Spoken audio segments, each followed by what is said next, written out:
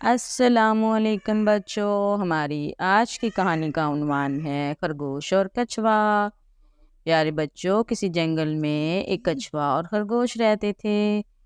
کچھوا دیکھنے میں سست اور کاہل تھا، جبکہ خرگوش چست اور ہوشیار، دونوں میں خوب ان بن رہتی تھی۔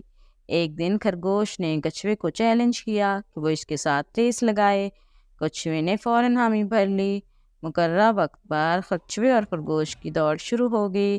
کچھوا آہستہ آہستہ اپنے ٹارگٹ کی طرف بڑھ رہا تھا۔ خرگوش نے کچھوے کی چال دیکھی تو پہلے خوب ہنسا اور مذاق اڑایا، پھر دو چھلانگیں مار کر دور جا نکلا۔ خرگوش نے پیچھے مڑ کر دیکھا تو کچھوا ابھی بہت پیچھے رہ گیا تھا۔ خرگوش یہ سوچ کر کہ کچھوا ابھی بہت پیچھے ہے، ایک درخت کے نیچے لیٹ گیا اور لیٹتے ہی سو گیا۔ دوسری طرف کچھوا سست رفتاری مگر مستقل مزاجی سے آگے بڑھ رہا تھا۔ اس نے جب خرگوش کو سوتے دیکھا تو آہستہ اور کمال ہوشیاری سے پاس سے گزر گیا۔ خرگوش خوابوں کی دنیا میں کھو چکا تھا اور کچھوا حقیقت کی دنیا میں اپنی منزل کو پانے کی جستجو میں محو منزل کی طرف گامزن تھا۔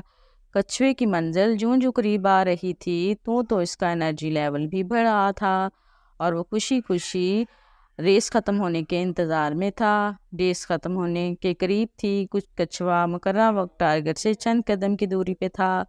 ادھر خرگوش کی آنکھ کھل چکی تھی اور اسے اپنی غلطی کا احساس بھی ہو چکا تھا۔ اس نے جلدی جلدی چھلانگیں بھرنا شروع کر دیں اور جو ہی ٹارگٹ کی طرف بڑھنا شروع کیا، مگر یہ کیا، کچھوا وہاں پہلے سے موجود تھا۔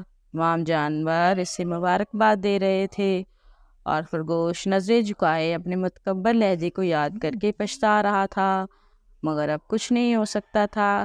کچھوا سست رفتاری کے باوجود ریس جیت چکا تھا۔ پیارے بچوں، آپ نے دیکھا جو لوگ مستقل مزاجی سے چلتے رہتی ہیں وہ ایک دن منزل پہ ضرور پہنچتے ہیں۔ ملتے ہیں نیکسٹ ویڈیو میں ایک نئی کہانی کے ساتھ، تب تک کے لیے اللہ حافظ۔